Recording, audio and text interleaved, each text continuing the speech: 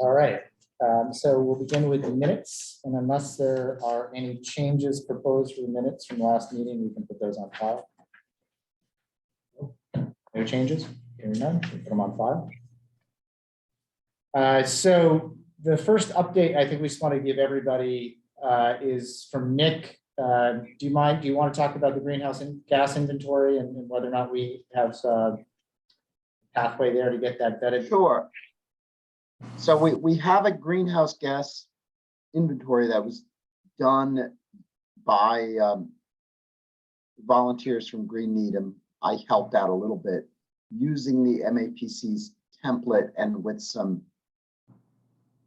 unofficial guidance from them. And we had, in order to really give it a vetting, which I think would be appropriate to use it quickly.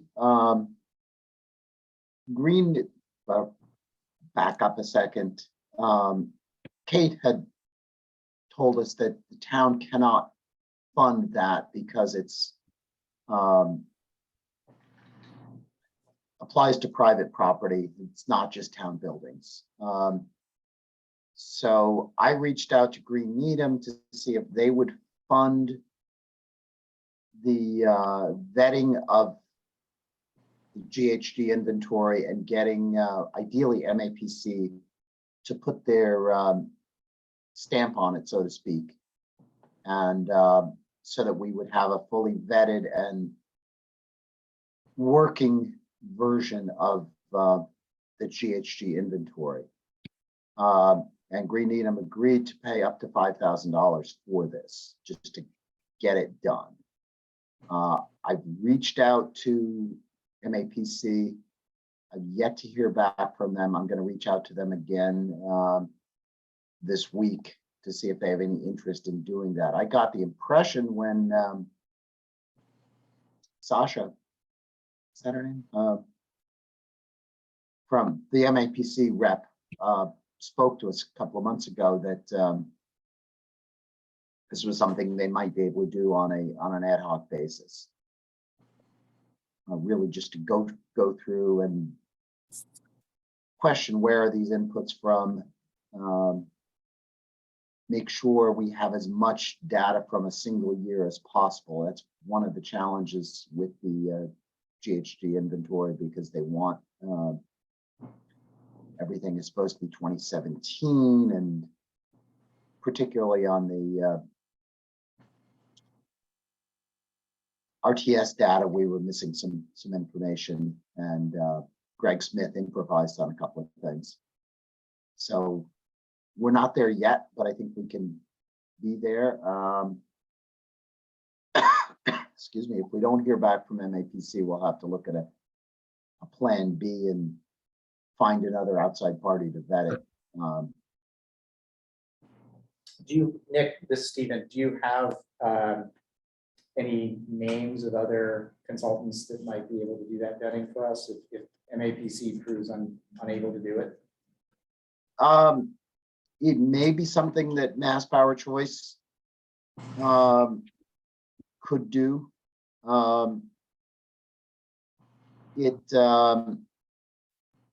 We might also ask Beth Greenblatt if it's something, if she knows somebody. It's kind of it's a small job. It's kind of the equivalent of getting a contractor to hang up a kitchen cabinet for you.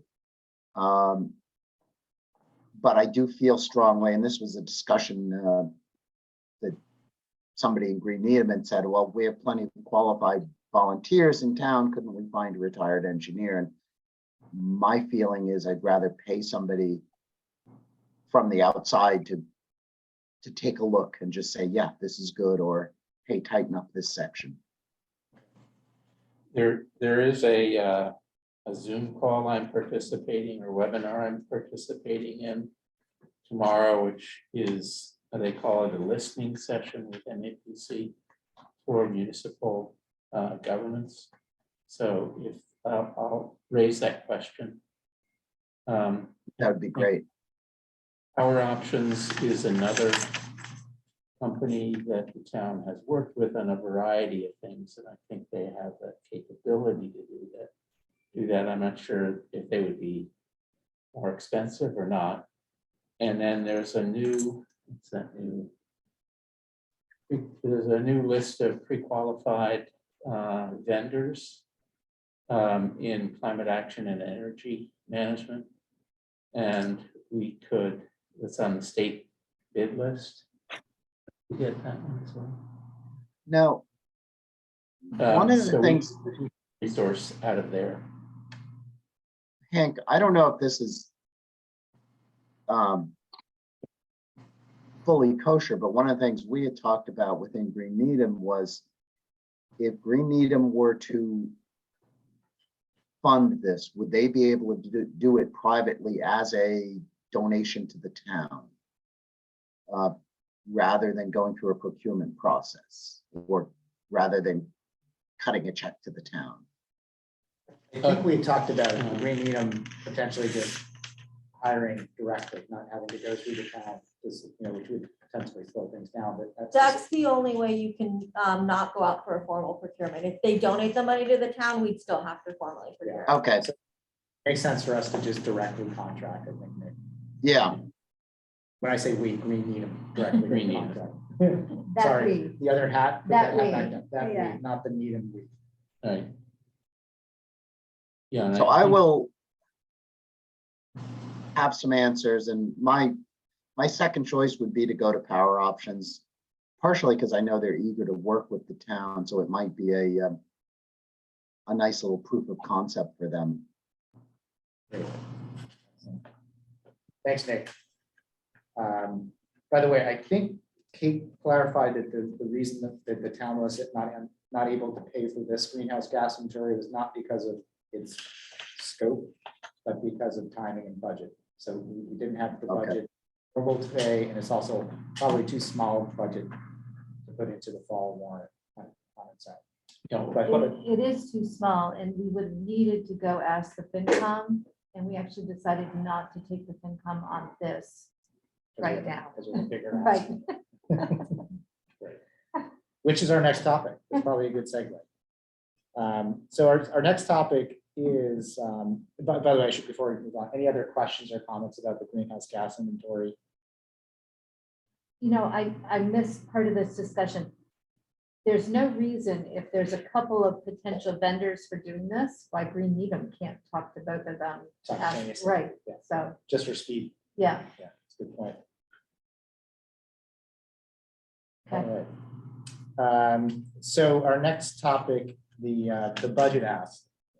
So Cecilia and I met a couple weeks ago to talk about the process for that ask. So the things that we need to, and I think we have some documents we can bring up now, which have, one of them was the RFP.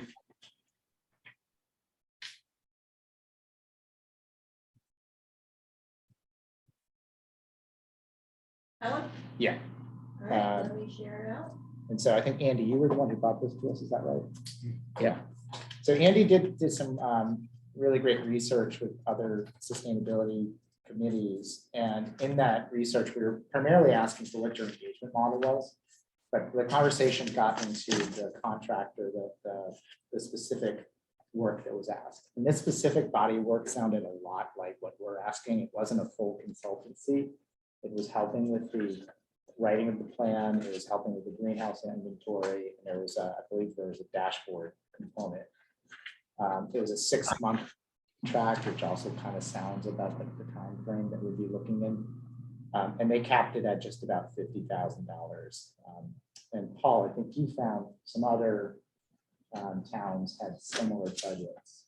Although they tended to end their relationships with some of these over time, and they cost more. Right. So they had someone who was sort of watching the process and contributing to it, like for over a year.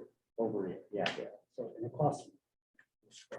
Yeah, I think Green Needham also did some research into this originally a few months ago, and they also found that, if you're looking at an end-to-end process from kickoff through creation of a plan, it was closer to $100,000. Yep. Right, whereas we're actually gonna be pretty far along before a consultant can actually come on and help us with the finalization. That's much more than we'd probably be asking them to do. So in terms of, we have, I think, at least two comparables in terms of what the projects were other towns had, the scope of the work. I think, unless anybody has major flags with 50,000, that seems to be the right number in terms of the ask. I would always have some, I would always have some reserve. Who does? I would always have some reserve. Right. So. So 55? Yeah, 10% reserve just in case. Plus, these went out in probably 2019. There has been inflation. Now, The Acton was current, I think. was it? Acting with 2020, so I think. it's January. probably- Yeah, so it was prior to this round of inflation. They say issue RFQ 2022. but-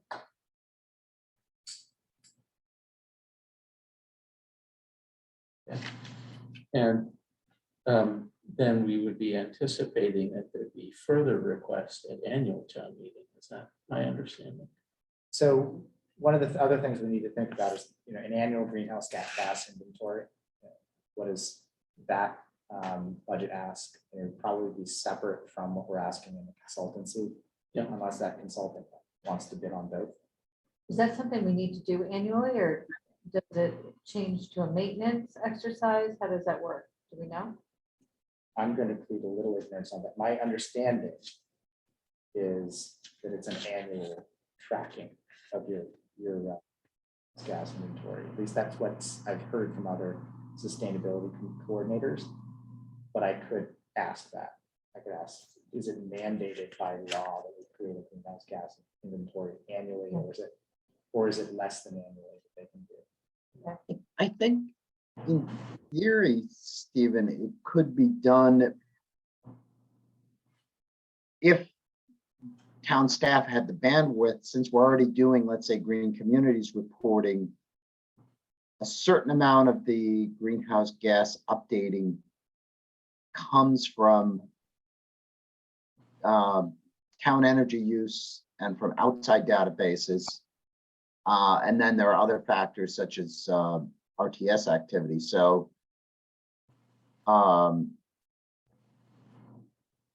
potentially it could be done in-house, but it's also a staff. It's a staff burden. I think the challenge with the in-house staff is that, again, we look at our greenhouse gas emissions, only about 2 to 3% comes from the town. So now you're asking town staff to vet numbers from outside of the municipal bucket, which is probably not appropriate, I'm guessing. Right. And lack of a sustainability coordinator means we just can't add tasks on DPW staff necessarily to say, oh, do this while you're doing X, Y, and Z. I guess I would have said, what's the marginal utility of this work right now, too? It's not clear to me that annually doing that brings a huge amount of value at this point in time. I think there's probably going to be like step functions in our project, Sure. our progress to goal. So if I had to look at where I think the resources could be best deployed, wouldn't be clear to me that this would necessarily be a place where I'd want to put dollars maybe every year right now. I might want to do it every 5 years. I'm not sure what the frequency is, but just, it's interesting. I had missed that this might be a potential requirement earlier. So listening to it and thinking about that, Until we get I a would CEA. almost think, I would almost think that if we did this again next year, that people are gonna say, well, why are we bothering? We're not getting anywhere, or are gonna say, you're not getting anywhere. Well, of course, we're not anywhere yet. You need to get X, Y, Z in place. So it feels to me like we need to think about what frequency actually does us some service in terms of being able to report progress. I mean, there are things we'll be able to report. I'm not sure that this is gonna be the most important metric over the short term. From, So people can, happy to discuss that, but that's just my gut reaction. No, I mean, going through some of your notes from the other towns, Andy. This one being from Arlington, where the climate action plan laid out a vision or framework. But it's the successful implementation of the plan. We have to ask ourselves what their recommendation, what is a successful implementation of the plan? And unless you have annual reporting of progress you're making, or I don't think that once you put the plan out there, everybody's going to jump on board and immediately transition their heating and everything else. It's going to be a long slog to get people to do that transition. And so, yeah, I don't think you can put the plan out there and just expect everyone to fall in line. So in my mind, the monitoring also is advertising how you're solving things, how far you've come, and what your next steps are. At least that's what I've seen in Concord. They have a full-time sustainability coordinator who is required to make a report annually to town meeting. And status and actions taken that year, both municipal and otherwise. And I think that there's going to be some major evolution going on based on the recent passage in Congress of the major Yeah. adaptation of the plan in Massachusetts. So in some ways, our timing is good because we'll be creating a plan under a template that is now appears to be organized at a national and state level. And that will change, I think, how we do this. So I've been reading the details of both plans. There's some questions as to what's going to happen and how it's going to happen, but I think it's all going to be positive, in a lot of ways. And metrics that we're going to be able to measure, these things we want to do are actually going to be supported at a higher level, which will make it. So, I think, yeah, go ahead. So I think, yeah, we definitely need to measure the progress of the climate action plan as a whole on an annual basis, I think. Right. As to whether that requires an annual updating of the greenhouse gas inventory, I think that's a minor part of it. I talked about, they've had some turnover in their sustainability management. So they were doing it, I think, every 3 years. They're doing the greenhouse gas inventory. Yeah, they weren't doing it every year. I just, they didn't, A, they didn't have the bandwidth. B, they didn't think that they were going to be able to make changes so fast that it would be meaningful. And that gets back to the fact that all these government interventions might be used to may change how we can do greenhouse gas inventory because things may move more quickly, but I don't think we know that yet.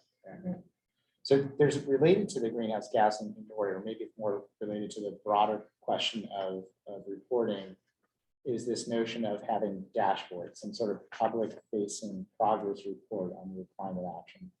Climate actions. I do know that some other towns have contracted like software for the purpose of that. I don't know if it's of value if you're not doing a greenhouse gas inventory every year, or if the greenhouse gas inventory is a small component of that dashboard and really maybe what you're doing. How many solar installations or how many people have actually switched over to 100% electricity on the CEA? I haven't examined those dashboards. But has anybody else looked at those and come up with any insights on whether or not it's something we should be exploring at this time, or is that a future pass? Well, my We've had personal, hands up from multiple people. We've Yeah. had hands up, so. So I see Rachel's. Artie was up first, I think. Artie, Yeah, I think Stephen, my comment might be some relative to what you were starting to talk about. One question was, what amount of dollars are we really talking about here, and what does it do to promote the advocacy of our program? Because again, if we're talking 5,000, 10,000, 8,000, what are we talking about and what are we getting for that? And I forget who it was, Mary, might have been you said something about, is this doing something for us now, or when is it going to be doing something for us? So again, that's where the question lies. And it sounds like we have to spend some money now, but what dollar amount are we talking about? And is this something where is it worth just dealing with it, spending it, and helping us get to the point where it forces us to make sure it's make use of it, make use of the fact that we want to get updated numbers. And though it probably or perhaps doesn't make sense maybe to do it the first 2 years in a row, maybe, but if we can get us to a point where we have something, a dashboard or something, so it's in the public eye and it's getting updated often enough, is it worth just sinking our toe, putting our toes, stepping into the water now and just dealing with it now and just starting the process. So it's connected to how much money we're actually spending now, and what Stephen was saying with connected with a dashboard is something that we're doing. So I don't know the answer to that. I'm not sure how much money we're talking about now, but it sounds like it's something we should be related to a dashboard. We should be updating the information often enough. That's all. I just don't know where we're going with that. I don't know how much money we're talking about. To quickly answer that, I think the separate buckets are greenhouse gas inventory, which I think we have some idea of how much that costs. There's $50,000 for a consultant to help with the finalization of the plan and the production work around that, as well as vetting the impact of some of the recommendations that come through for relative impact and relative level of effort. That's the $50,000 bucket. And then there's this software bucket that I've seen out there around $9,000, $10,000 a year for a license. It might be premature for that. Yeah, I agree. It might be premature for that, but at some point, hopefully we can get some type of energy advocacy person in the town who can help with this aspect of it, because I think it would be worth getting to the point where we have something that's updated often enough. So I'm not sure which money we were talking about though. So we were talking about it's not worth spending. What money is it not worth spending right now? Spending again in spending it again in another year. Which money are we referring to? We're anticipating that Green Needham is going to give us money or use money to develop a baseline this year. So we're really talking about, is it something that is going to be a future ask? And for the future ask, my question is, what do we need to deliver now versus we have a later date? I know that the October to November fall meeting, we have, I think, 2 to 4 weeks from this meeting today before those asks need to begin. Is that correct? For the fall meeting? Fall meeting? No. So the fall town meeting, the warrant opened at the select board's meeting last week, and it will close at our next meeting at the beginning of September. The 13th, right? The 13th, that's our first September meeting. And so what I was going to say is right now, there is nothing in that warrant. So we would, whatever that ask is, if there is an ask, we need to get it to people quickly. And I let I'm- Kate know there might be something coming, but that was all that I had. Okay, so, So that feels like the consultant piece of this. The other stuff feels out of scope for the fall meeting. And so maybe what we could do is we could table the greenhouse gas inventory, we can table because it's a future It's a discussion, future it's ask. gonna be part of the spring question about what is needed. so with that in mind, I do think we have enough, but Rachel has a question. She's had her hand up for a while, so why don't I pass it to her? No, it sounds like you've kind of come to maybe a similar conclusion. I was going to suggest that we should deal with what we know in the next, 3 to 6 months that we're going to need. But at the same time, planning for, I think we have to figure out in the next few months, how are we going to measure and hold the work groups accountable and the planet whole. And that's sort of that governance piece, right? That we have to consider is, how do we keep the messaging simple to the community, but how do we hold ourselves and the town accountable towards action? But yes, I would say in terms of an ask right now, I would really strongly advocate for getting a consultant in to work with us and just set this groundwork. I think we realize, although we have a lot of, models to pull from, there's a lot of work that needs to be done to get it to a place where it's really actionable for departments and citizens. So I think we deal with what we need to right now, and that sounds like we have a few weeks to do that. And my suggestion is we focus on the ask around the consultant and worry about the dashboard and the data next in the sequence of things. That's a good argument. Thank you, Rachel. And the consultant, we're Right just up talking point. getting the consultant for putting the action plan in place, is that right? So finalizing, I would say, getting the recommendations from the working groups and then working with us to finalize the climate action plan itself. So the working group output will be recommendations for the plan. They won't actually be the plan. They'll have some information about impact and level of effort, but a consultant can come in and say, actually, those are bigger projects than you think they are, or those are smaller projects than you think they are, or they have less impact or more impact than you think they do. And that's what we're looking for from a consultant. I think we also will need to quantify, I think this is what you were asking too, Artie, maybe, is that consultant can help us figure out where we're going to need to make investment and spend and what we need to be asking for and planning for. How much do these things actually cost, right? I'm not sure that the working groups are going to be equipped to answer those types of questions. And the working groups will be working largely without the benefit of a consultant. If we stick to our calendar, right? If we stick to the calendar that we kind of agreed to, this fall, the working groups will be doing their topical deep dives. The consultant would have to be funded at the town meeting, fall town meeting, and then you'd have to do an RFP, you'd have to come on board, get them started. So you're probably in Q1 before somebody's even able to start. So we shouldn't be relying upon them to keep our momentum going, because we'll just stall out while we're waiting. Well, and again, we're in a position where we have the benefit of a number of other plans that have a lot of similarities. So there's some fertile ground to start with, which is part of our assumption in saying it was okay to not have the consultant on board when we started. Yeah. Okay, so Cecilia, it sounds like we'll follow up after this meeting to get you exactly what you need in terms of supporting materials, the ask.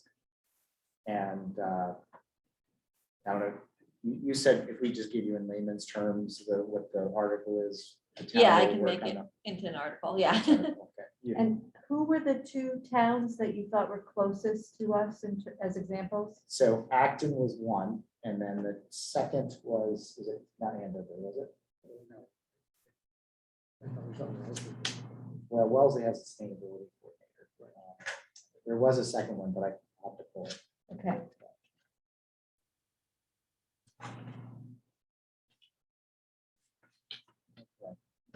So any other questions about the budget request for fall special town? Is it fall special or fall? It's a special town It's meeting. special, Yeah. okay. All right, so our next topic is community electrical aggregation. And I don't know if, Mary Ann, do you want to talk about the goals that were set by the select board this year? So the select board did set goals that include bringing forward community electrical aggregation. And if you look at the draft warrant, there is actually a draft warrant article that's been inserted into that draft warrant. Compared to the pieces that were sent out with this material, it matches the language for Canton, and the example from Good Energy is the language that has currently been inserted, which looks to be perfectly appropriate language. So our goal would be to bring that forward in October. Because of how the statute's set up, the select board actually has to ask town meeting for permission to go investigate to do this before they could start. It seems counter to the way most other things work, but that's the requirement under statute. So our goal would be to bring that in October. Okay. Kate had asked whether or not we want to review the language. You say the select board is happy with the language at this point. So I think we're happy with the language. I mean, anybody can see it. It's in our packet from last week. And as I said, it matches the Canton language and the good energy language that you sent out. Is the wording that's in there. Any If comments? somebody thinks something needs to change, by all means, let me know. But when I read through the different ones, they all were pretty They're all consistent. echoing. This particular one doesn't reference the statute. I'm sure the description will reference the statute, Right. but So that's the other point, is that there is a description, it often goes with these articles, and so there's a lot of other narrative work into the articles themselves in the other towns. We would probably have it in a description and possibly a video. correct. So perhaps unnecessary to elaborate on the actual language there, since it's pretty straightforward. I would at least bring this to the group to see if there's any thoughts or comments about it. And I would think the select board would actually look for support from this group as that's going forward to town meeting. So Absolutely. Do you have any thoughts about what types of support you want? I don't have thoughts yet, hopefully soon. I'm gonna say that kind of the initial discussions I've had with people seem like people are not totally affronted by the idea, so I'm hoping that it will be not a big trigger issue. Okay. Do we know what other towns have done at this stage of just, have there been kind of open forums this early on, or does it usually, that you mentioned another town? Might be good for us to do that. To make sure, it sounds like at this point, we really just need the town meeting members, right, to be supportive. So what should this group, or could this group be doing to support just some education and some talking points that we could share? Well, I think if we can offer experience that so many other towns that have gone through this, Sure. that's, I mean, it's really a rather plus list now, I'm not sure we have to retrace the experiences that they had at the beginning. Because a number of have been quite successful in moving this forward. But what did they do to communicate that, or to make sure it moved forward, right? So it would not be unusual for an article like this for there to be an FAQ, and I think that this group has actually already done a lot of research. So if we could sort of organize some of the research we've done to talk about number of towns that have adopted, what they're seeing for choices that they're making for percent of green energy as their baseline, that kind of information, and that again, it is completely open to citizens who choose to opt out. But the rates have been quite favorable, and we've seen very rapid rapid adoption in a number of other communities, frankly. Bunch of raised hands. So I've gone through a number of towns, seen this going on. And certainly the fact that it's happening becomes pretty standard these days, which I think has been talked about. And the fact is there's going to be, let's say, 3 options that people can choose through is pretty standard as well. The things that come into play is, what are the rates? There's the different levels of rates going to be somewhat connected with different levels of green energy. Where the sticking point, maybe the wrong word, where the point of contention that comes in sometimes is that people are going to be automatically opted into it, without them even knowing anything about it. They can opt out, but they're going to be kind of, if they don't act, they will be automatically enrolled into it. That's that's coming later on, and when we how it's implemented. But those are the things that's what I've seen as the main point of contention. It isn't so much that something's being done. It isn't so much, then it's a matter of, are we really getting good rates? It's the good rates, and then the fact that they have to do something to opt out of it, and they take offense to that. That's what really happens. People take offense to having to opt out of something that they knew nothing about. That's what happens, what I've seen.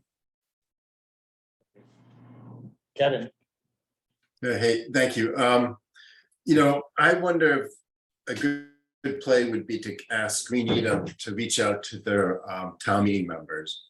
Because that's really the key group we have to get to is town meeting members. We just have to get through town meeting. And they do respond to constituent requests.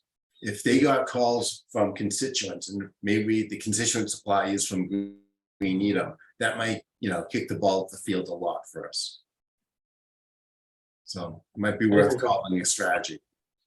there is a group in Green Needham that is focused on CEA, and I know some of them have talked about doing some outreach to get some feedback, early feedback on whether or not CEAs are going to be controversial. So they've had some calls, but I don't know what the report is, but I could bring that back to the group.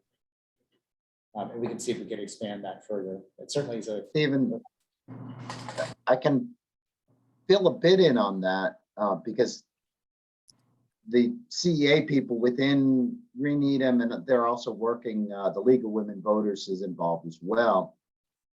They made a decision to do an early outreach to town meeting members whom they knew who were not specifically green focused. Because they knew some people would say, oh yeah, this is great, but to get people who were less issue voters and to get their sound and kind of see how it went. And then there was a talk of a more, once it got some feedback on that, to get some, do some more vigorous outreach now that it's going to be on the warrant. The other thing is, They already do it. no, they did the outreach to the, I believe they were starting the outreach for the just informal, hey, what do you think of this idea, to maybe a dozen people. Nick, do you know what they were sharing at all? I mean, are they sharing the white paper that? No, they condensed, there's an email that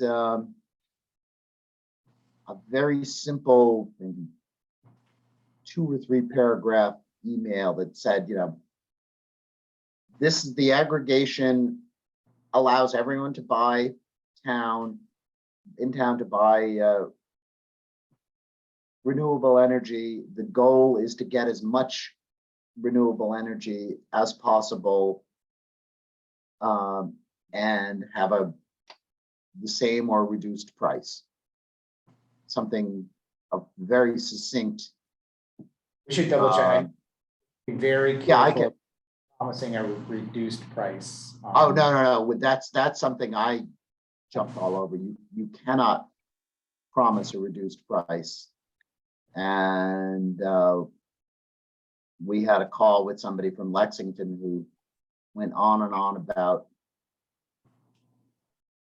the reduced price benefits and then laughed and said, well, I know I can't say that, but, and one of the things particularly, we're in a rising electricity market where all these deals that were cut 2-3 years ago look wonderful, and they are wonderful. So we're coming up on a formal reset period. My understanding is they get set like at 5-year periods, and this is the time as these energy prices have gone up. So we're going to see higher rates, and other people will see their rates adjust. So it will not be as favorable as it has been. Right. It's gonna be a while. Yeah. I was also going to say that the Green Needham and the League have some drafted some FAQs, which, if it's okay with them, I can share. I can just put in the SharePoint folder that we might be able to work off of. That'd be a good place to start.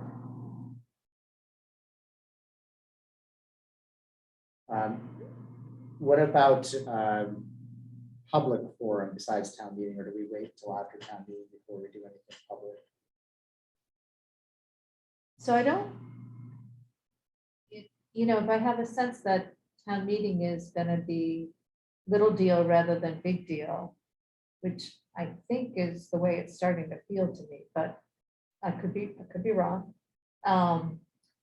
Then I don't know that you need a public forum right away. I think we need to get engaged with somebody and start to put together a plan for the town, and then it's appropriate to bring it to a public meeting. So I think it will probably be, more toward the spring, is my guess.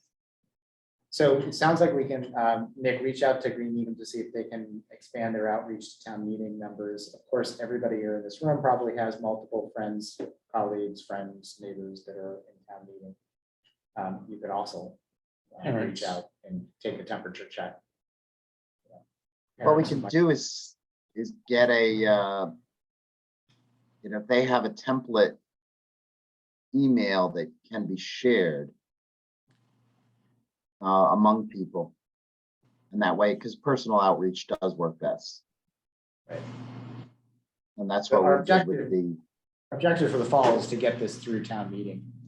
So I think we could all think of ourselves as advocates for getting this through town meeting. And if we share that template, if everybody could, think of 3 or 4 people that you could reach out to and ask them, do you have questions about it, any concerns about it? Would you vote yes? If you wouldn't, yes, why not? Catherine, we could put it on the PPBC agenda just as another item to inform people. For instance. Do we need a cut script that we all share? Like, So Nick was going to share the FAQs and the email template. I think it's just, an informal, Sure. it's, just have a conversation. It's something you're aware of, do you have any concerns about it based on what you know. If you have any questions, you can answer them at that point. Do we want to track that outreach or, That would be a great idea, Rachel. yeah, Yeah. Um, do we we have a want- list of the town meeting members? Is that that's on that report maybe that you shared or, That's online. yeah, On the town website, yeah. The other thing, we might want to also keep your powder dry for a bit and don't start the outreach until the warrant article's been mailed out. So that people know what, otherwise it might just go in one ear, out the other. But let them look at an article and say, oh, okay, now we go, then they'll have traction. That's September 16th or so. No, the warrant won't get mailed until, I know it's a couple weeks before the meeting, so early October, Yeah, the timing of when it gets mailed out. It might be a little late to, yeah. because if we need to update the support materials, I'd rather know what the questions and concerns are early, so we could address them through things like the videos, the FAQ, et cetera. Maybe even the description.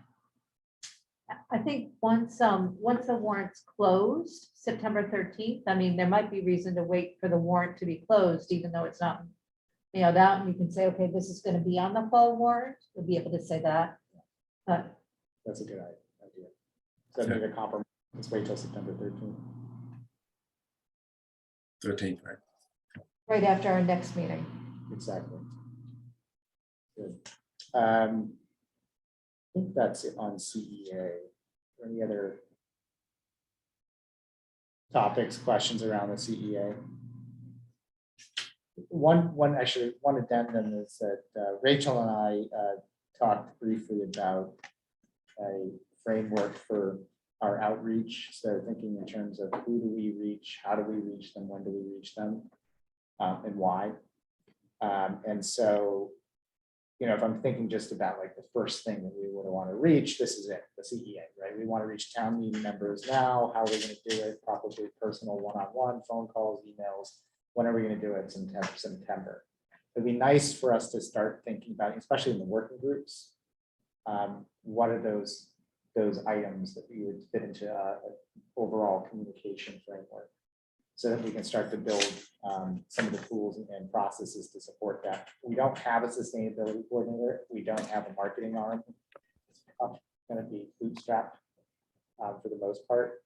But fall 2022 CEA. That's the message. But we're lucky because we have two organizations in Green Needham and Legal Women Voters who do have good networks to disseminate information. So, And we have Cindy, and we do have and we some, have Cindy. yeah. channels through the town that we can leverage as well.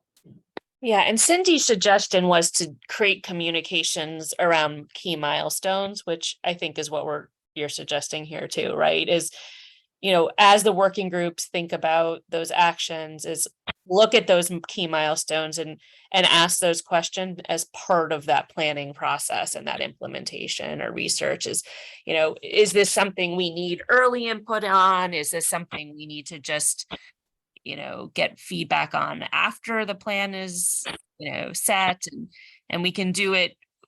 The town has lots of mechanisms and we have obviously all these other community partners that can support that. But think about, the key milestones was her suggestion as, and that's what the plan will become in terms of outreach. But yeah, so I guess to that point though, and maybe you'll ask this, Stephen, is, but before the work groups or as the work groups get going, is there a recommendation from this group to the working groups of around, trying to just include a mechanism for early ideas and feedback before, they've listed the action items, or do we want to do it once they have a list of action items, let people rank those or add or edit in some way? That seems to be the two approaches that it looks like other towns have taken. Either do, kind of get the ideas at the beginning, or once you have,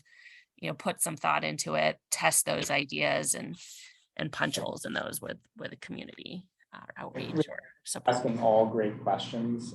I don't have immediate answers. The one thing that I would suggest is when we get to that part of the agenda today, when we're talking about working groups, we can talk about the process and how do we organize those working groups, and what directions are they given when they set off. I know what Wellesley did, and I've heard in some of the research that Andy brought to us, they had kickoff meetings for the working group period, part of their development plan. And that was sort of like let's get everybody together, everyone on the same page. Here's your charge. Here's what the output should look like. Here's the process we'd like you to go through in order to get there. That was kind of the way that they kicked off the working groups.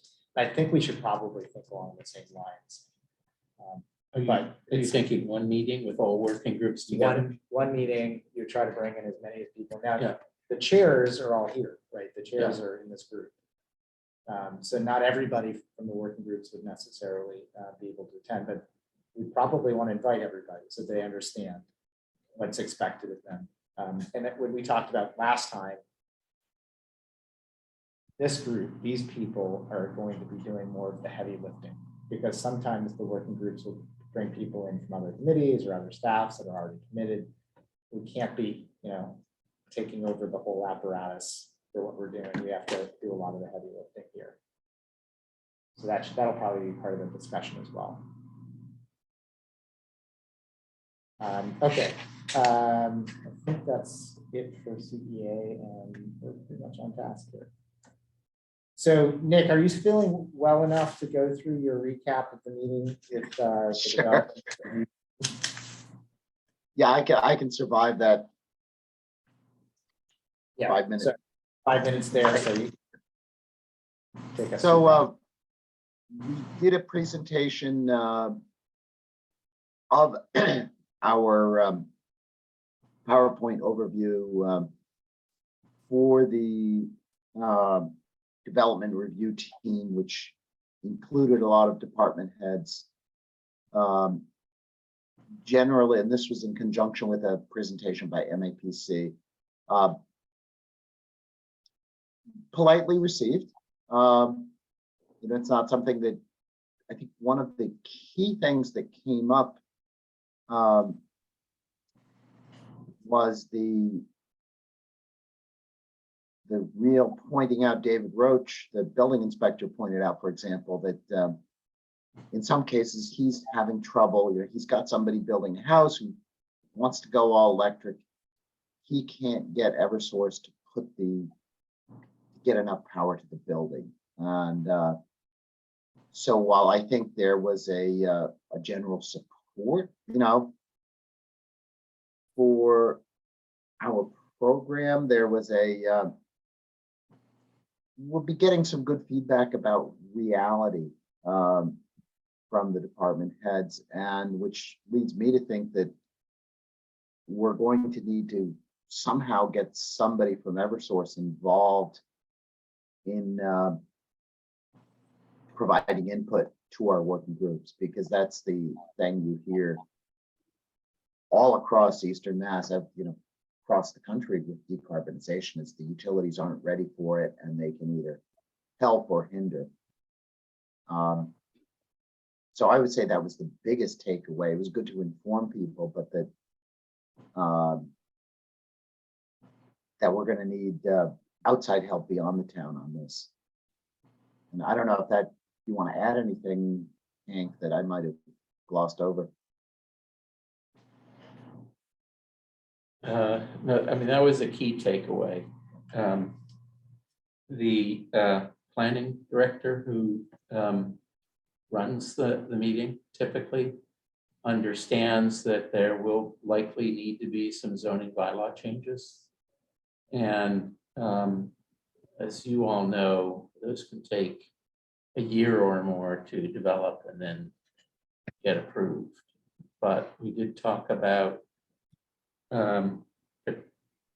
potentially options for expanding the large-scale ground-mounted solar overlay district. We talked about perhaps new zoning bylaws that would allow for a canopy solar in certain locations, schools and other businesses. And the whole discussion about electrification of automobiles, the town is currently looking at that with the purchase of any new vehicle, but there's charging stations and other things that are requirements of that. So even a pilot bus program that the school committee is initiating is complicated because it would need a level 3 charger. So all of those logistics prove, I think, to me, that let's take time to roll it out. I just want to say, Dave Roach's comment about the challenges of houses to connect all electric houses to the grid, or all electric plus an electric car that's charging, et cetera. Something that he brought up after a meeting that we had with Eversource about 2 weeks ago. So Eversource is coming back on a reliability project, and we're planning to ask them whether the reliability project will support that. So I think, bit by bit, we learn more about what questions need to be asked as they're digging up our streets. Right. So. To give you a little feedback on Eversource, they are pushing, has a little bit more to do with the future, but still that's what we're talking about here is, as far as resiliency goes, if someone wants solar, battery, then, then obviously as part of that, power the whole house with electric, with heat pumps and so forth, but have the resiliency for the battery backup, possibly feeding back into the grid when it needs to be de-stressed. Eversource is literally coming to us and saying, and I'm going to globalize it for a second, any house that wants to be able to have all the power they need to power these heat pump systems, but also to have solar, and also then potentially, have that solar back feed into the grid, and then maybe have a battery. They are literally requiring the house to have its own transformer, literally like 13 grand, 14 grand, give or take later, to have their own separate transformer just feeding that house. So there is a huge issue coming in that's going to be hitting us as far as how we are actually going to convert, change this over to an all electric society with this grid and the solar and with batteries, because I understand why the struggles that they are going to be having.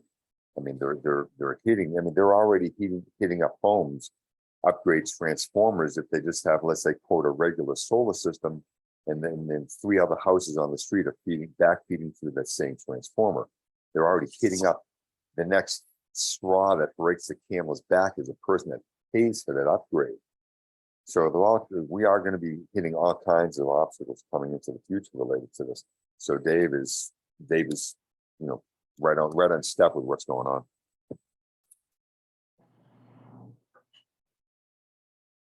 Nick, thank you for that update. When's the next meeting of the DRT?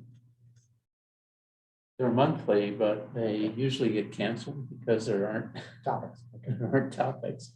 The last big one was to talk about the Mosey Ford redevelopment. And then we've already had our discussion about Emery Grover over a year ago with them. But it takes a fairly large project typically to bring that group together. But I mean, if we want to continue to engage that group, they do plot it out. So there's a reserved time each month. And if we want to direct the agenda or redirect the agenda, we can. Well, one of the questions I had in terms of prioritization of projects is that the working groups will be identifying those big bucket items. And eventually that'll make it to a plan, to a recommendation to the select board.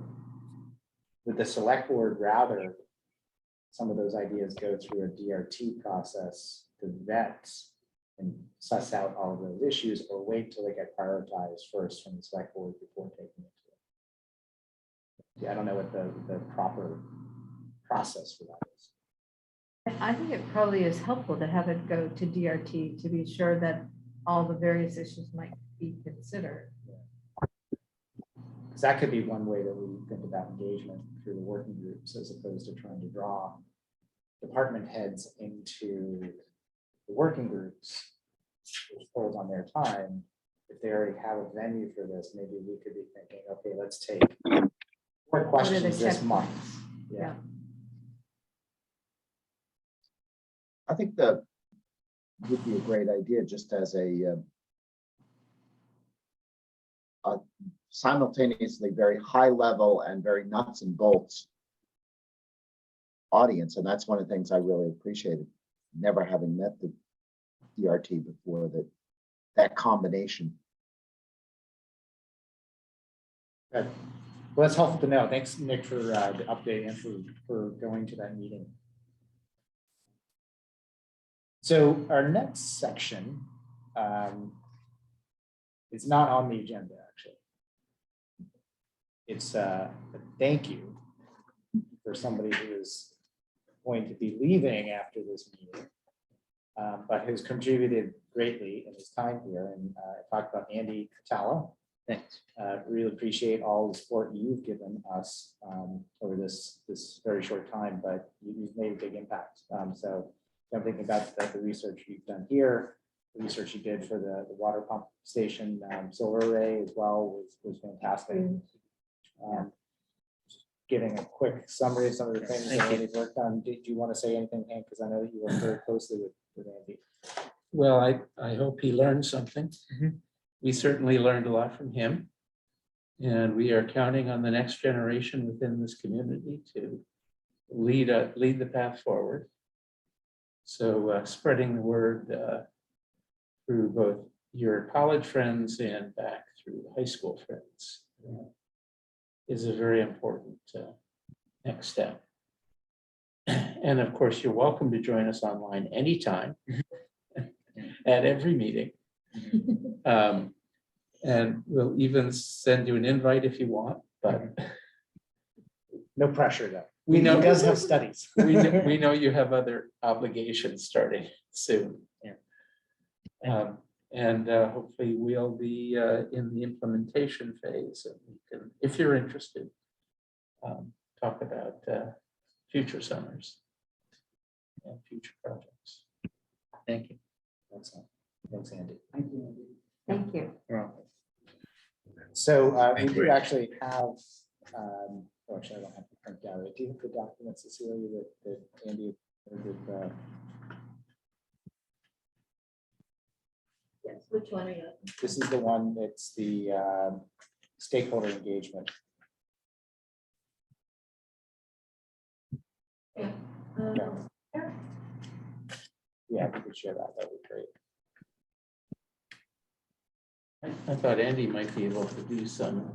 Yeah, do you want to talk us through some of the highlights? Do you have that printout here? Yeah, I have the printout. Awesome.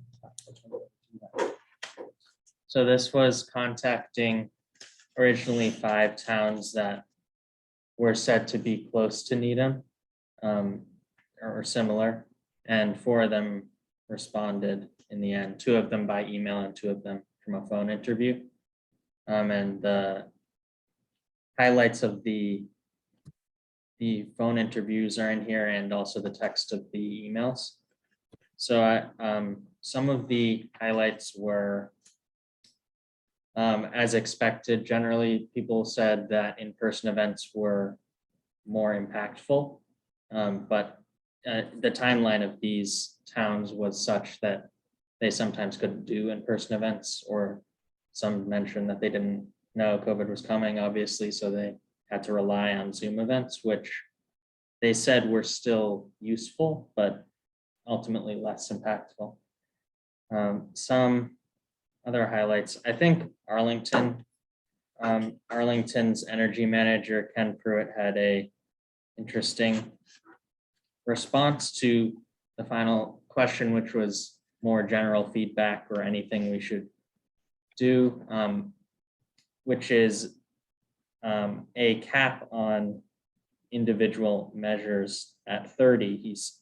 He said, don't do more than 30 measures, and said that his own town's plan had more than that. So learning from what he did to not include too many things, and that they should be specific and name the groups, boards, or individuals who will carry out the action, and by what date. And another highlight was Natick. Natick's Director of Sustainability, Jillian Wilson Martin, had some feedback on when the plan was done, which is in her response to the 7th question, again, around just general feedback. She said that we should ask groups or boards for endorsement rather than approval, so that she can say that the plan was endorsed by all these groups. I'm not completely sure what the difference is there of whether approval needs a certain margin of votes or whether endorsement is different. She seemed to imply that endorsement was easier to get from all these groups, and that it was helpful that she could say during town meeting, it was endorsed by this such and such.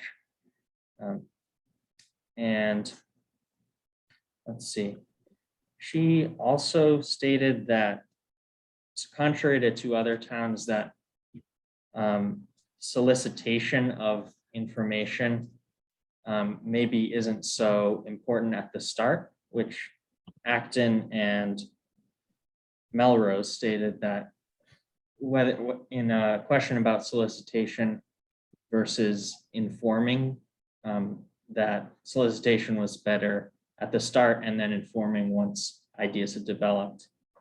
The specific of what Wilson Martin said was that she sent out a survey to the public with ranking potential actions, but that wasn't that helpful in the end because she felt they lacked some expertise, in her words, about what would be the most impactful. And she said she would change that if she did it again and not send that sort of thing out. Yeah, I think that is general summary. It's all in this document. I think all that is very true, that you have to be careful what you ask, because if people don't have the ability to answer it, then you end up with garbage data. So think before you do that, if that's not really feedback that you need to prioritize something. The strategy of endorsement is similar to what we did for Newari, where we asked groups to endorse And actually, I would have said you don't need their approval, Mhm. but getting endorsement or some buy-in from them is actually more valuable. So I thought it was an interesting comment, but I do think it's very true. Yeah. The number of items at 30 is still an awful lot. I might venture that an even smaller number would be better. Because I guarantee that if you look again at marginal impact from each of those, it's really probably 10 or fewer that's going to have a big impact. And then there's a big, much smaller trail after that. So. But all interesting points. I think Andy's point about that. Have input from different people, but people's level of understanding varies dramatically. They may feel passionate about this issue, but they may not know about what they're ranking, what their surveys asking them. And so you're getting information that's not useful or that useful.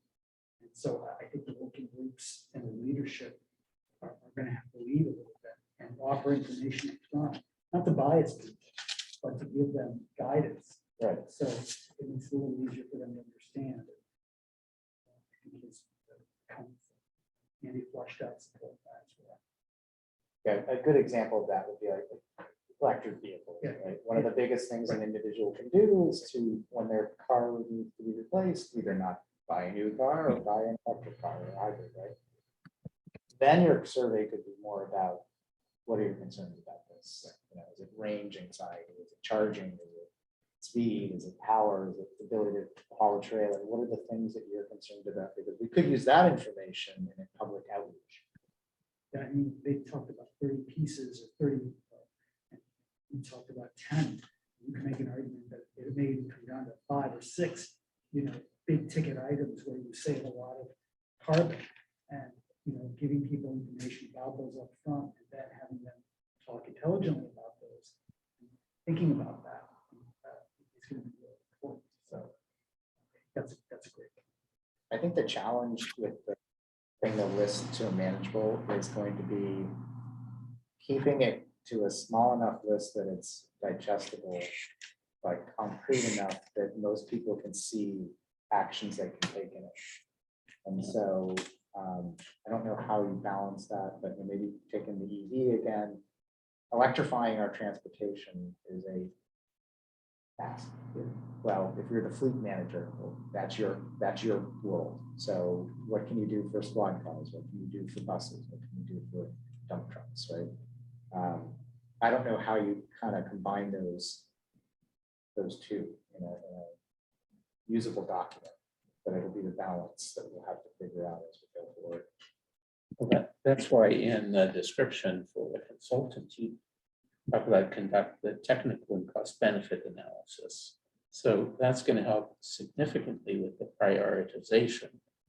Biggest bang for the buck, and clearly the CEA, if you dial up the green energy, is a huge benefit, which is exactly why it's first on your priority list. Does anybody else have any key takeaways from the work that Andy did that they wanted to share? I do. I mean, I guess I would just warn us that we could copy and paste another town's plan, right? But it needs to feel like Needham's plan. And in order for us to do that, we do have to get a sense of, what are the community's priorities and what are their ideas and thoughts? Because this will be a plan that we all have to own, and it has to feel like a Needham plan and not just a plan we borrowed from another town. I mean, I don't have the answer yet, of course, but I would still say we have to do that, even if they're not experts, right? I mean, most of us aren't experts in everything here either. And we still have to provide that opportunity to get buy-in and to get thoughts and ideas, so that it is a plan that feels like it represents our own community versus just one we pulled off a shelf. Yes. And I think there are ways to do that, Rachel, that maybe aren't through a survey mechanism. I think when you do a survey, there's a tendency to rely upon that data. Whereas if you did a public listening forum and gave people an opportunity to step up and share their ideas. Or a that might- combo of those, right? I mean, there isn't going to be a one size, and not everyone wants to come in person, and not everyone wants to fill out a survey. We've got to probably have multi modes of ways for people to provide feedback and suggestions. Nick, you have your hand up? Yeah, I think that, excuse me, our own experience when we did the ranking exercise at the beginning, it's a good cautionary tale because we were ranking things, in some cases, I know that I knew nothing about. There were some zoning changes or something, and so, and maybe once we have a smaller list to get people's input as opposed to ranking, it's a very subjective thing, that's all.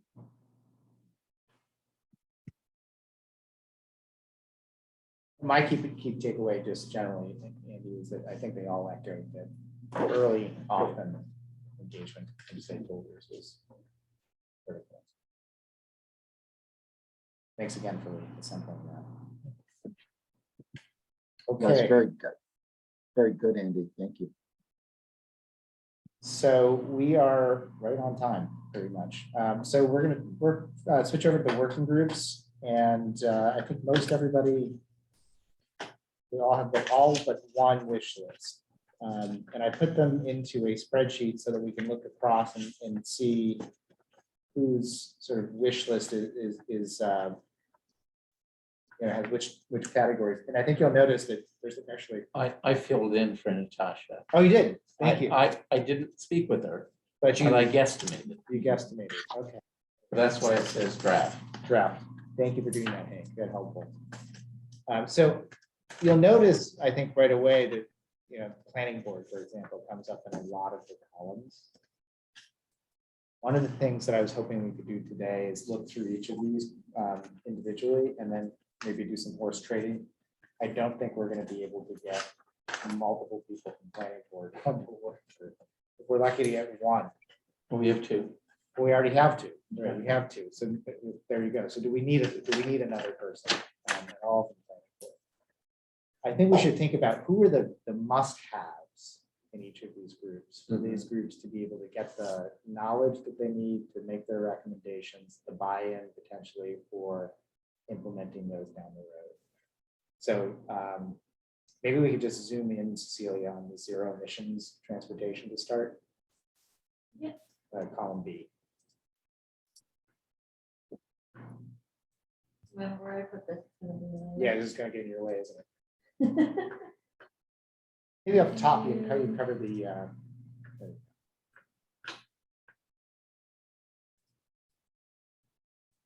All right. So Paul, can you walk us through your thinking on who you put here and which ones do you feel are the real must-haves? Right. So right now, we're just talking about stakeholders, correct? Is that what we're talking about? Well, this would be more like who are the representation on Yes. your working group? So Right. when you're sitting through your working Right. group and you want to come up with your recommendations, what's going to make you feel as if, yes, we've covered the big buckets and we have the right people Right. involved in Right. helping us? think it So if we think broadly that the vast majority of emissions are residential emissions and not municipal emissions, which is true, then I focus less on municipal and more on residential champions who can help us with this process. So we're going to need to find the Needham residents who already are advocates of this program, who are EV advocates, and who are people who have experience that can form a group that can help guide a process of communication for what is going to be transpiring between now and 2030, especially with the new legislation passed. So the timing is really terrific. I don't think it's going to be difficult to find these people because we know that, people who are not on this committee work in either Green Needham or Legal Women Voters or other groups where they're advocates of EV because they own them themselves, so they know a lot about it. Some of these people work through Drive Green. They are people who work through that process already and are basically communicators.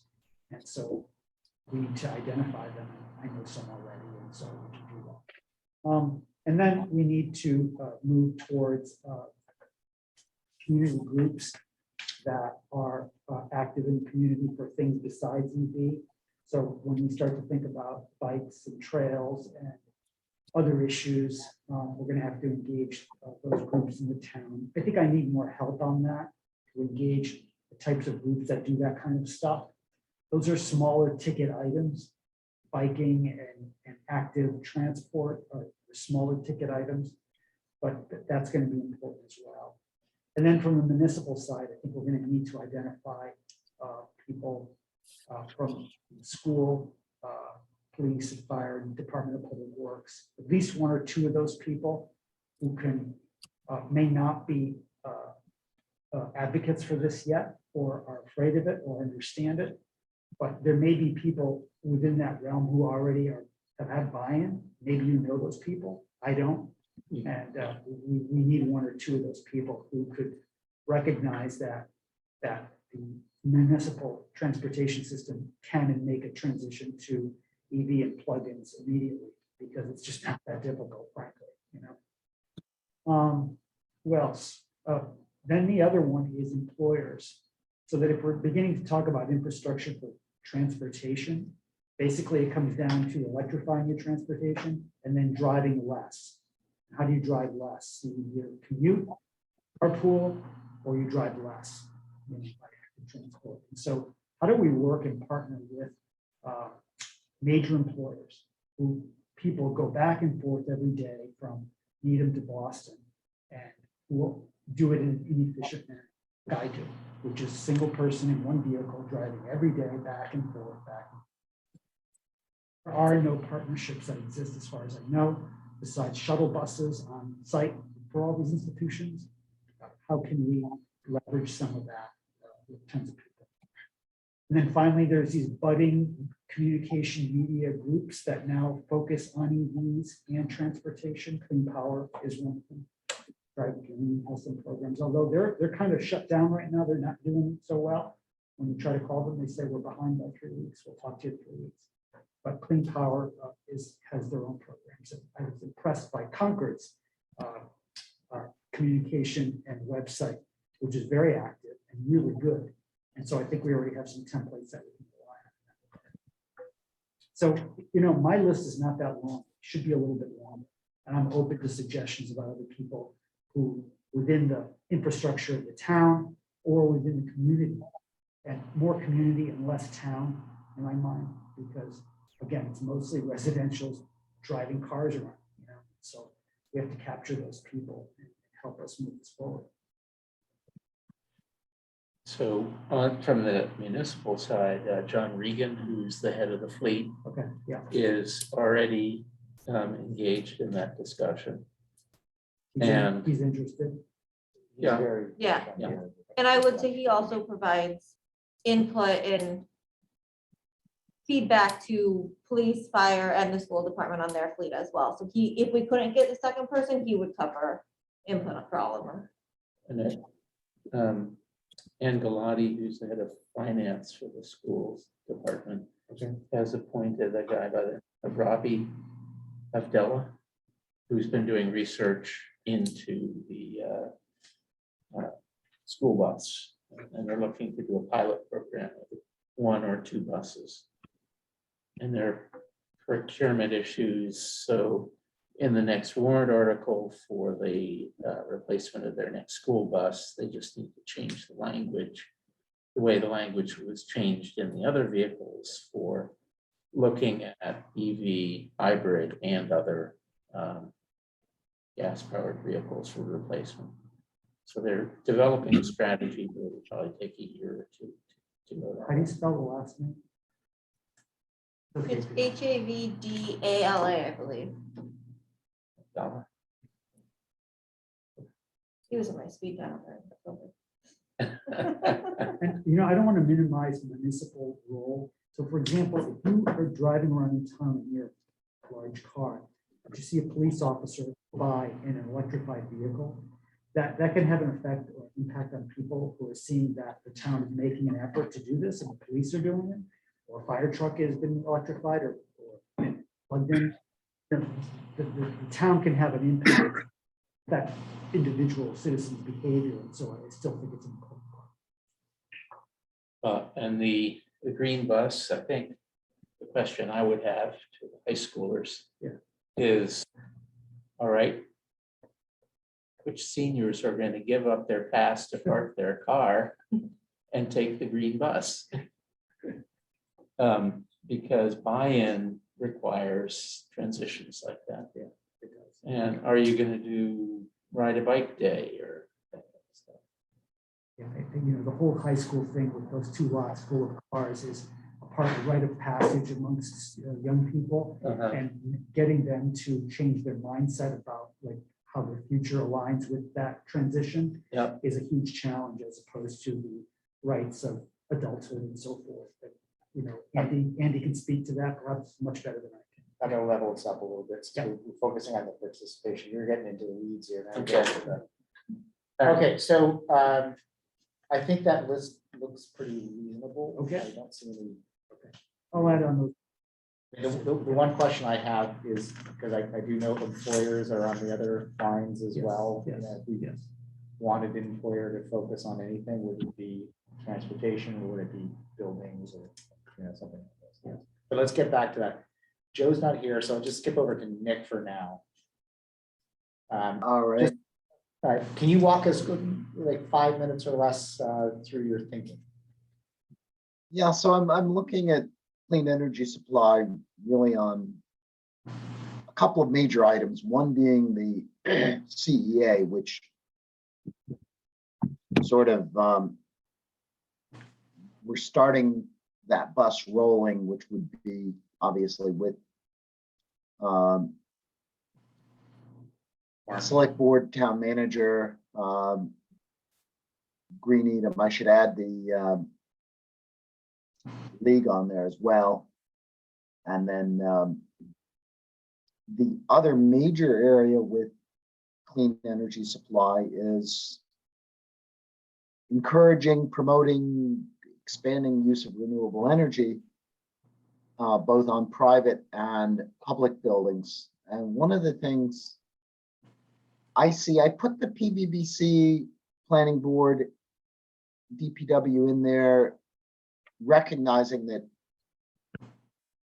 particularly, those are issues, renewable energy on public buildings, zoning for more solar, expands across several of these working groups. And in a way, our discussion of using the development review team as a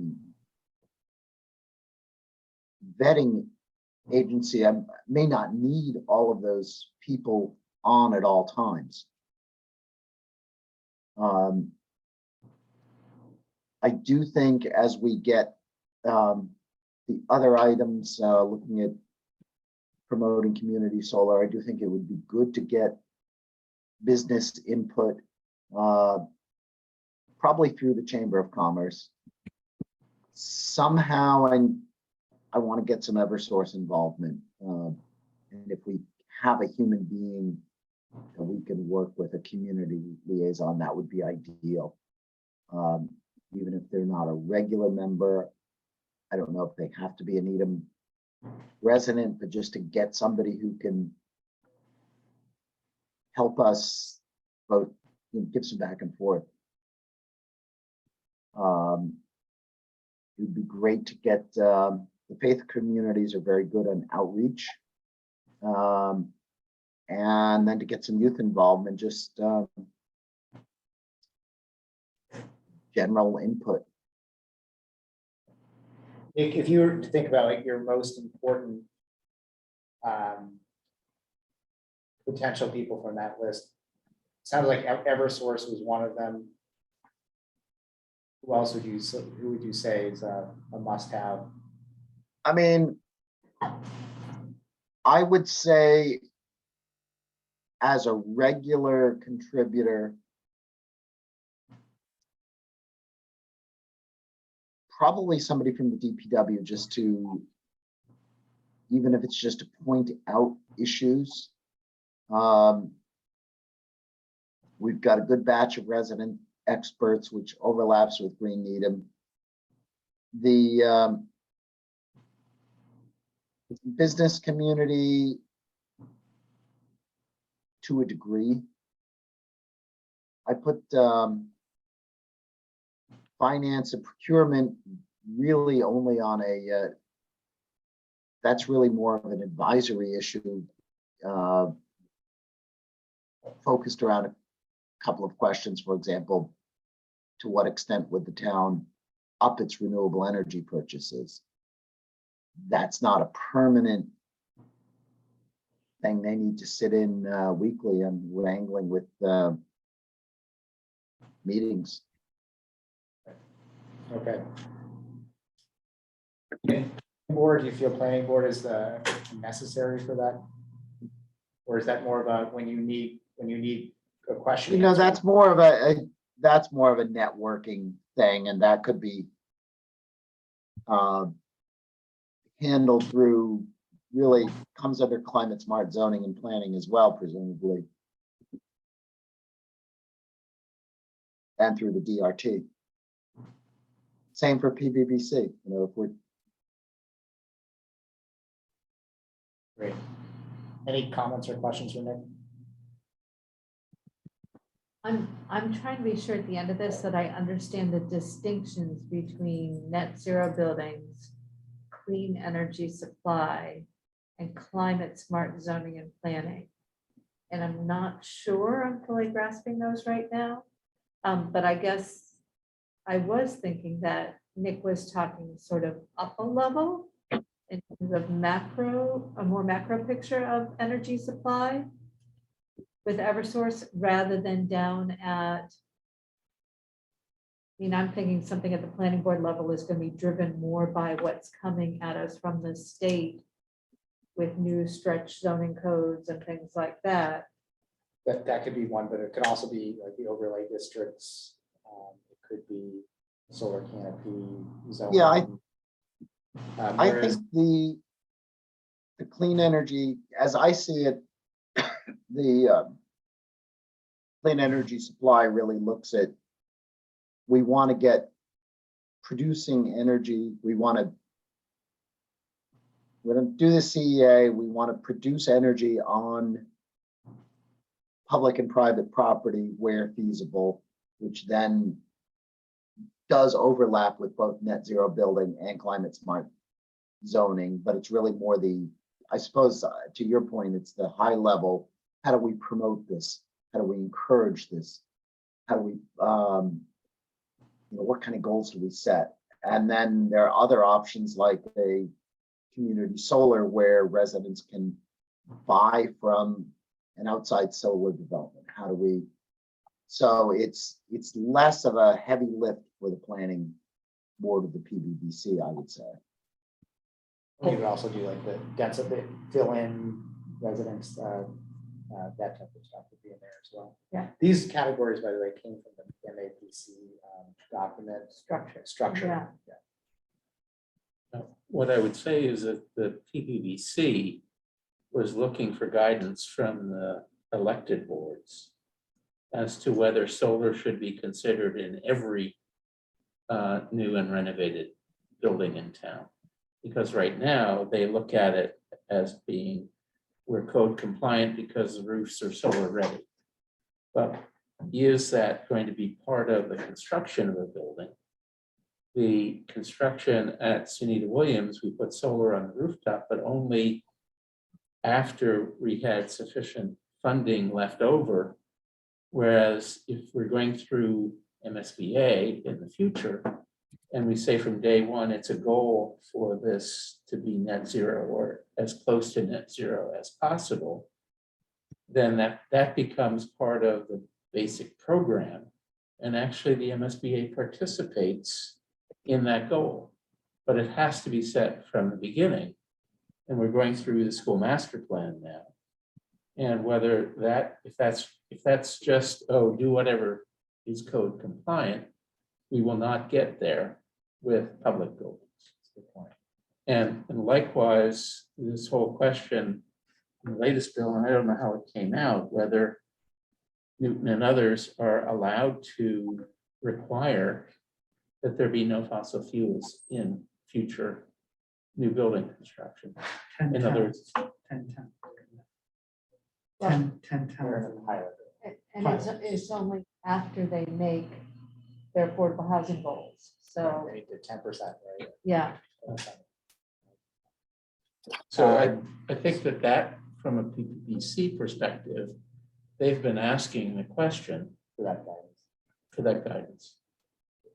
Correct me if I'm wrong, Hank, but I think that would fit in Jim's bucket, column C, And Joe's, yeah. under the net Joe's. zero, on net zero Yeah. buildings. Yeah. Joe's, I'm sorry, Yeah. Joe's bucket. And so, is there a set of guidelines for PPPC? And if so, how do we develop them? Who develops them? Yeah. All of that.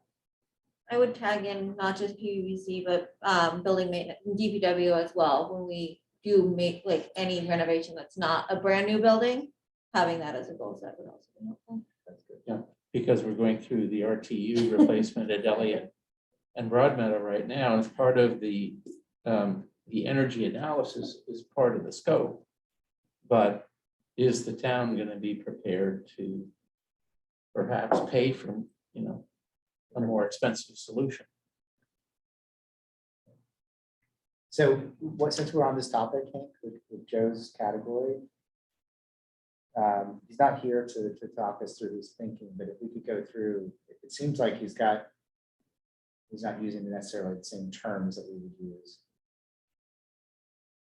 Building design and construction department, that would be PPPC, right? Yeah, it's next department, yeah.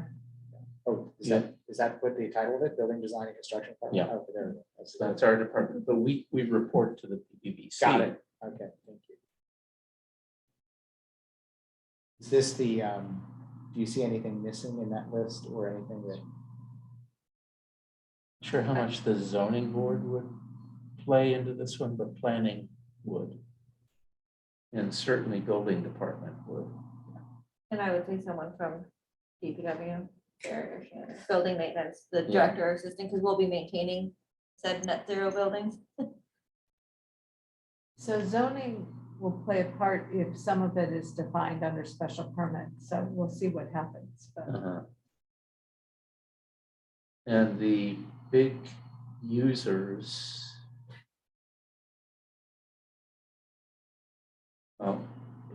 It's projects that are about to go into construction. Whereas TripAdvisor is already in place, I'm not sure they would be able to do many modifications. Yeah, I don't, they've gone, they're pretty far along in their Yeah. electrification and net zero. I wonder about the smaller building stock that exists in our commercial districts. There are lots of different owners, smaller buildings, generally older, often on oil. Is there a way to get representation there somehow? I don't know. Do we know whether or not there's somebody in the chamber who represents the small? Would Amy be the I contact? was going to say, there's nobody particularly at the chamber, but we could certainly work with Amy to Yeah. see if she could identify somebody who's critical of that. But you're right, it's very spread out and they all have different opinions. They all do, yeah. Yeah, but I mean, we could certainly get representation from that group who can talk about some of the issues they're considering or they're challenges. thinking about. Right. I think that the outreach would be the same to the residential customers. When you're replacing your boiler, when you're upgrading, trying to improve your energy efficiency of the building, replacing windows, improve the energy efficiency of your building first, and then look at these other potential generation on site. Right. Trying to transition away from oil and gas would be desirable, but not always feasible for the smaller buildings. Would would there be any wisdom in having contractors? So they just might have some interesting insights about transitioning or people, what's the job look like? How's it work? There might be an interesting in sight. Are you talking about contractors who do renovations as opposed to build new homes? Yeah, that, but also just anyone doing like, like McFarland or something like that, McFarland Angie, or they do a I lot think- of projects. I think definitely, you could say home builders and or just make it contractors. Yeah. The chamber did a thing last week on net zero building, and they've done some programs on that, so they could be a good resource even just to look and see who registered for their seminars and so forth, in terms of mining for contacts. Right. I think a lot of the builders want to market their product as being highly energy efficient. In today's market, I think there's strong appeal for that. Giving those same builders the capability of this passive house training, that kind of thing would be beneficial. I don't know that the town would pay for that, but there is one contractor, Gene Velotion, who's a member of the PVC. I guess I could reach out to him and find out if he'd be where he stands on that. It feels like a lot of what the working groups is going to be doing is identifying the resources that exist outside of Needham that can help achieve the goals. And also rebates. Rebates is a big area. Yeah. Yeah. And Tax credits. tax credits, rebates. I think One of, getting all that, and the Concord website you referred to has a lot of those links, and their energy coaches send out that information so you know how to apply. They send you the forms you have to fill in. All right, so Joe's list looks complete then. So Hank, since you did Natasha's draft, and you're, I think, the fifth person who's mentioned somebody from planning board, but Natasha's on planning board, so we've got that covered. Yeah. I think you also need Lee Newman, who's the planning director, or at least Alex, but I think Lee will be the most knowledgeable. And then Dave Roach has to enforce both the building code and the zoning bylaw in permitting projects. And himself, and on school department representative, I think that's either school department or school committee.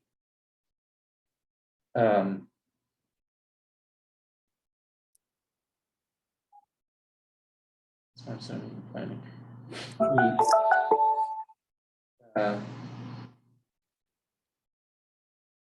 And again, I think that's, there's some things that the school department and school committee have talked about with Michael Grice leading the charge, but they're not allowed by the current zoning bylaw to put in canopy solar at the high school, canopy solar over at the Newman Elementary School. Both of those projects were discussed, and one of the obstacles is the zoning bylaw. Would not be allowed. So that's why I think they would need to participate in it. Local developers.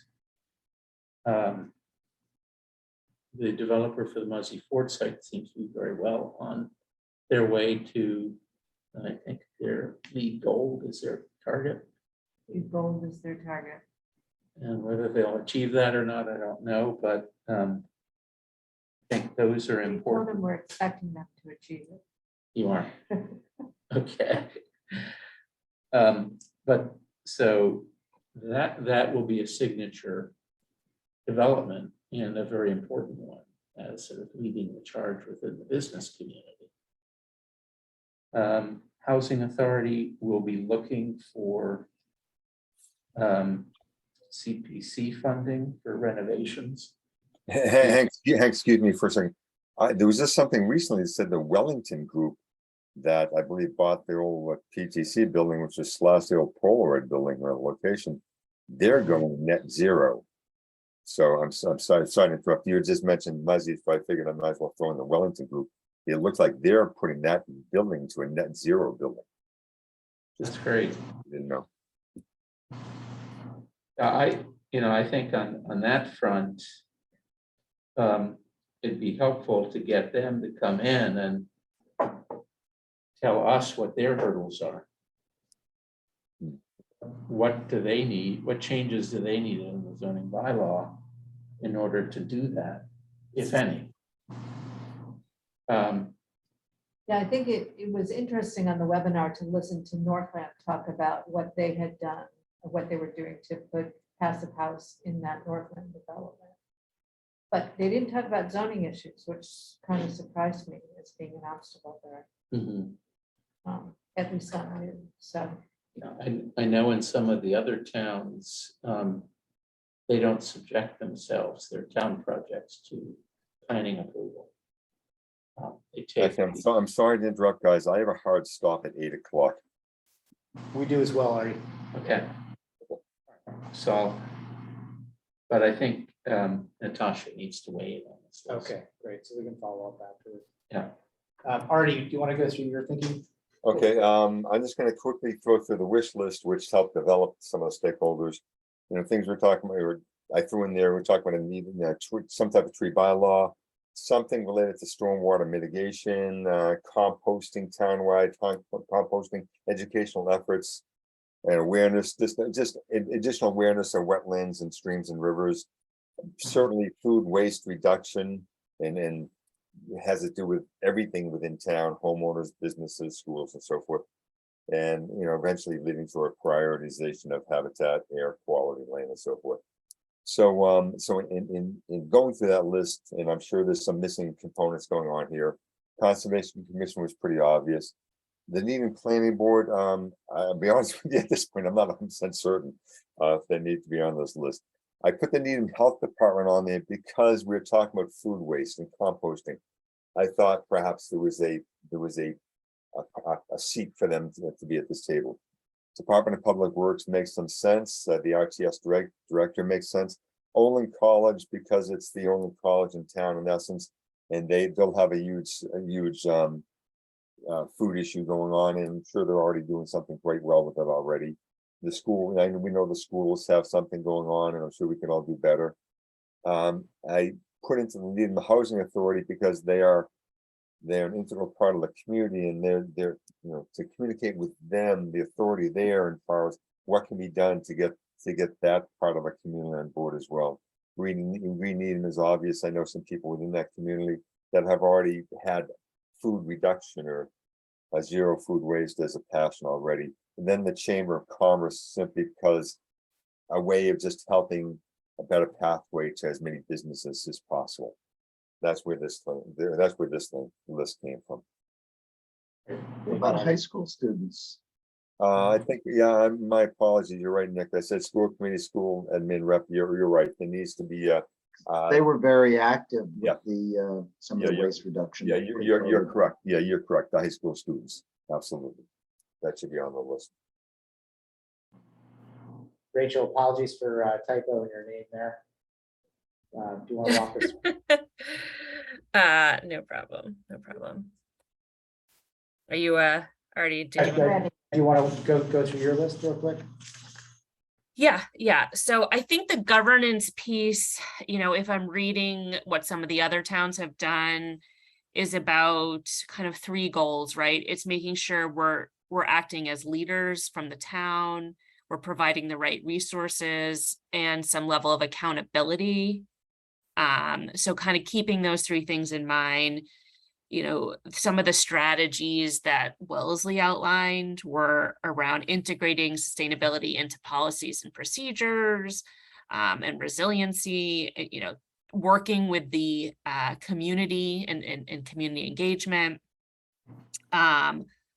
pursuing partnerships, and identifying the right municipal actions to build the plan based on some of these other things we just heard about. So kind of taking those things into consideration, I think in terms of leadership, looking at someone from the town clerk's office, and then resources, finance, and town meeting support, and then accountability and action through the planning board and building department, and then the communication piece through from the public information office, and as well as potentially the manager of the economic development who works with the business community as well. But open to, other ideas here too. I don't think you meant the town clerk's office. Maybe you did. I think you meant the town manager's office. Town managers, probably, yes. Yep. Yeah, so in terms of leadership and accountability and resource, and I think it's about it's also providing direction for the department heads within the town. So is that better? Yeah, through the town. Okay, town manager. Okay. Any other thoughts or comments for Rachel? Include the superintendent of schools on that. I'm asking Mary Ann to think about that. I mean, I don't know. I don't know that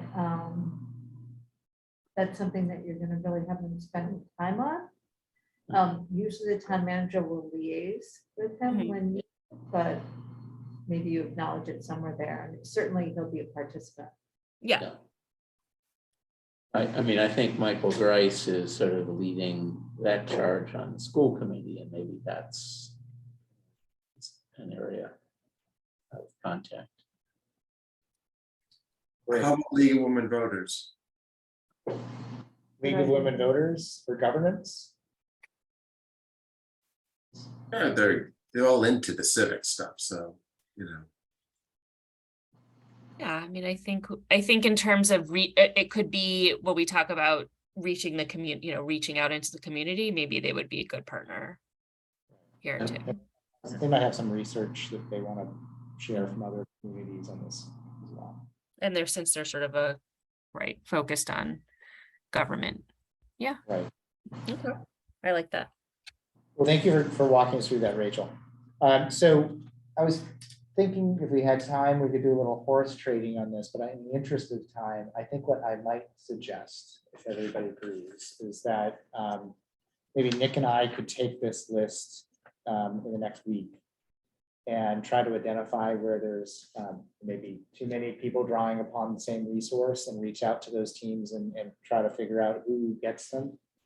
So, and also, in cases where there might be duplication. So Artie, you had said planning board on your list, but you're on the planning board, so. Yeah, I also went brain dead for a second. Planning board obviously has to be associated with it because if we're talking about a tree bylaw, but yeah, correct. I'm on the planning board, so we don't need anyone else on the planning board.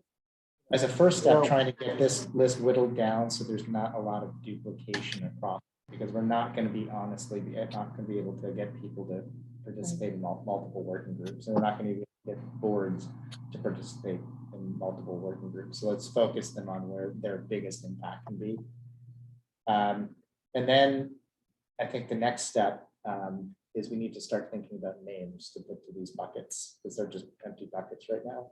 So who would be the people? In some cases, we can identify those, but I think there's a separate set of, there's a different piece of outreach that maybe we need to talk about today, and I'd love to get your feedback, Mary Ann. I feel as if there's an ask coming of these people, and it's going to come out of the blue if we just invite them to join a working group. And it feels like what we might need to do beforehand is some sort of outreach to some of these boards, departments, and committees. Maybe at least at the chair level, we can't get onto an agenda, a 1-on-1 or 2-on-2, to talk about, here's our big picture, here's our calendar, here's how we'd like to work, and here's what we'd like your group to help with before we send out any invites. And Stephen, maybe as part of that ask when we go to the boards, get their input on who else, are we missing other stakeholders that you know of? So I'm thinking, right, we've talked about having you come to chair, vice chair, right? Following chair, vice chair, we'll want you to be at a select board meeting, so we can talk about this kind of publicly there. Certainly folks like Artie and Natasha have an opportunity to report back to their own board. Okay, so some of those things can happen kind of organically from people who are on this Right. committee. I mean, maybe Hank can ask to be on PVC's agenda just to Yeah. say what work is going on, that kind of a thing. I think the biggest place that doesn't have a direct connection is the schools, and we talked about how to Kind of reach there. Well, we have a relationship with Michael. bridge that. Help bridge that. But it might be worthwhile even getting a brief time on a school committee agenda as well. So I think we can kind of look across and figure out where else we have to go, but those are the main places. That's- that you need to go. I think that feels like, that in terms of timing and stacking up, how does that work? When are So, you hoping to kick these off? Well, we're hoping to send out invites to people to join the working group sometime in the next, say, 30 days. But I wanted to get your take. I think if it's 45 days, it's probably eminently doable. Okay. So end of September. End of September, Okay, yeah. That's good. One, one question I had for you, Marion, is would it be appropriate to reach out or to at least look at the qualifications for other people who applied to be on this committee? Because I specifically remember, I think you might have even said, if we don't pick you, we'll probably pull you in to work anyway. 'Cause that might be just looking through the applications of other folks, we may say, well, gee, here's somebody who does X, Y, Z. If we're looking for a citizen input. Pull those names and you could see if you think there might be somebody who would add. A number of people who applied here, we ended up appointing to some other board with some other Okay. they had. So I don't know how their time fits overall, given other commitments that they ended up taking on. But we could go back and look at that. I'm thinking there's maybe one or two who might be able to come on and help with this and who would be in fact pleased to do that. Great. So just to confirm, we're trying to get before the chairs sometime in the next 20 or 30 days or so, right? I'm hoping early in Early in September. September. So the trick has been, we're waiting for confirmation of Marcus's schedule. Got it. And I think we just got some feedback on his schedule, so I don't know if Katie's comfortable, comfortable scheduling those dates with Kate out of town. That's the question right now. Understood. Okay, So, so we'll tight. but, There's certainly yeah, so we're outs- trying to get you on earlier in September rather than later. That's the goal. So there are probably outside of the town municipal staff, individuals we could start approaching if we know, for example, there's somebody with subject matter expertise we'd like to bring in. Might be good to start doing a little bit of outreach to that. But why don't we hold off on any of that until Nick and I get back to everybody with here's a condensed, consolidated, non-duplicated list. And we can start putting some names in. There was one category that was under Joe's list that said something like community walking, biking, rail trails. Yeah. You do realize we have a committee that in fact people can represent all of that, okay? Yeah, is this the The Baycon- rail trail, Baycon yeah, rail trail? yeah, I would go Okay. there to find somebody Is for that that. still Joel? Yeah. Is the solid waste committee, Catherine, you still doing their meeting minutes? Would they be part of natural resources, zero waste discussion? Possibly. So maybe offline as a homework activity, those of us who know some of these categories, I'll add a column next to these with possible candidates. And then we can put those in. And I can, Hank and I can help get town names as well, That would be and great. backup town names if Yeah. they're. I think if we crowdsource this, we'll probably fill out most of the bingo. Card pretty quickly. Good. All right, any other thoughts or comments about the working groups? You know, one thing that we can talk about maybe in the next meeting is what is the charge we're going to give the working groups? And there is, I think, related to that, there's still an open issue around, will the working groups be subject to open meeting laws? My reading of it did not conclude with a clear answer on it. The working groups are giving advice back to this committee. This committee is giving advice To the select- to the select board. I think the working groups are not subject, but we could definitely get a clear ruling on that. Yeah, I have a follow-up conversation with Chris. Okay, great. Yeah, Great. my initial read would be not, but, Yeah, They're not making any decisions, they're not doing anything that would actually result in a change at the town level. It's got to go through several filters before anything happens, so. That would be my hope. If not, I think we have a coordination issue that we'll have to work through. You know, and then there's a question, do you want to formally document the meeting minutes from each subcommittee meeting? And that was, if it is subject to the open meeting laws, then that would be required. I think your reasons for documenting, and I think documenting can be, you know, a series of quick bullets. It doesn't have to be extensive, Outlines, yeah. but I think it's just going to be helpful for people trying to manage that whole process to have some output of what's happening. I might ask that, just because I'm not going to be in the dual meetings, but it would help me stay on task with what all the teams are working on.